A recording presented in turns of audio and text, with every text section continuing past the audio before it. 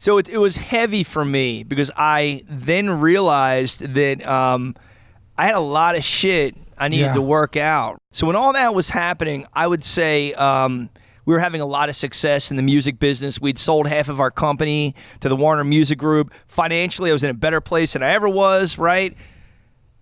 And I masked my anxiety with a terrible ego. Right, I was like this hard-charging dude in the music business, and like, you know, I was very aggressive, and that felt like success to me, right? Like I felt like I had to be like this hard-charging dude, and two things, right? A, I was just burying my insecurities, burying my anxiety. Then the other side of it, which I learned when I started working with Rob, and we started dealing with very sophisticated business people.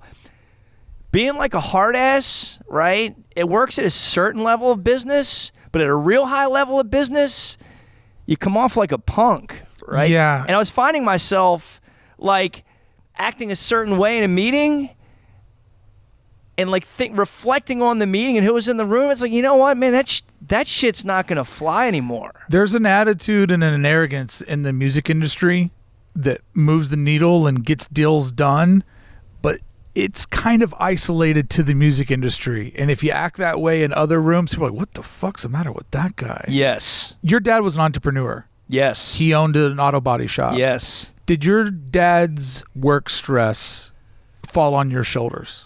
You know, what's interesting about it, there's two answers to that. You know, one of which is my dad worked a lot, and I could definitely feel that, right? What I learned, and this woman who is like a personal performance development consultant that I hired a few years ago, 5 years ago, what she brought out of me, which I didn't realize, when I was a kid, I worked in my dad's shop, right? So every summer I would work for him, and what I picked up without even knowing is like how he would work with his customers, right? Like we grew up working class. He was a mechanic, but because he busted his ass and he treated people well, he built a great business for himself, right? A lot of work for a mechanic. What's that? A lot of work for mechanics. Straight up, man. Back then, cars broke more often. Yes, they did. and I didn't realize it just by being around him. I was picking up tools on how to communicate and how you basically service people that ended up serving me way later in life. Paul, I realized that the worst jobs I had taught me about business, being a business leader and being an entrepreneur. Like working, loading up UPS airplanes and working in a restaurant and working in retail. It's like those lessons that I learned from those shitty middle managers. Yeah. I carry those with me today. And like the worst job has the best lessons if you're paying attention while you're there. It's a different kind of model. And what I'm really grateful for is that we have, companies that we work with that, it's more about like, hey, let's start today with this company and hopefully we're working with them years down the road. But then there's, these bets, these partnerships that are like, hey, we're getting in at an early stage and hopefully years down the road, there's a big liquidity event for us, right? You believe that it could go someplace. So you're in it for the long haul. Straight up. So if I understand it right, you got Vans and Anheuser Busch, utility clients, it's a set term, but then you got these long emotional bets that you're all in on. And those, you have to literally be all in it to take it. Here's the good news about like those kind of businesses, right? Those kind of businesses, it's a real heavy lift on the upfront, right? But then as they get traction, they'll hire a president. They'll hire a head of marketing. So as time passes, our needs, right, they're not as intense, right? The brand's needs of us are not as intense as they get more traction, right? Whereas typically when we work on the brand side, it's kind of a consistent need every day, right, to help with a strategy or help to build something. So it's a different kind of process on both sides of it. Sure. And ideally, over time with our partnerships, we get to spend less time working on them, but then they build more commercial traction, which can hopefully lead to that big payoff, right?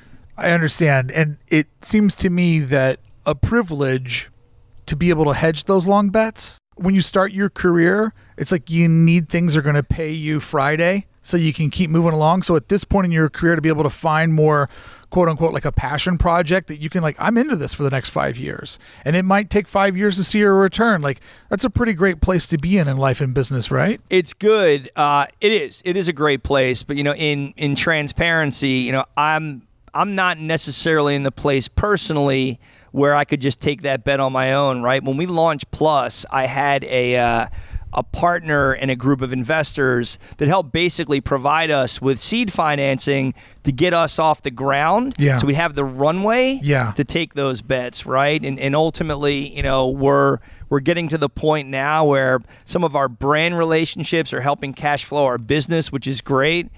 But it's tight, man. Make no mistake about it. Like, I've left a lot of money on the table, right? I've left a lot of money on the table to chase inspiration in business. Yeah.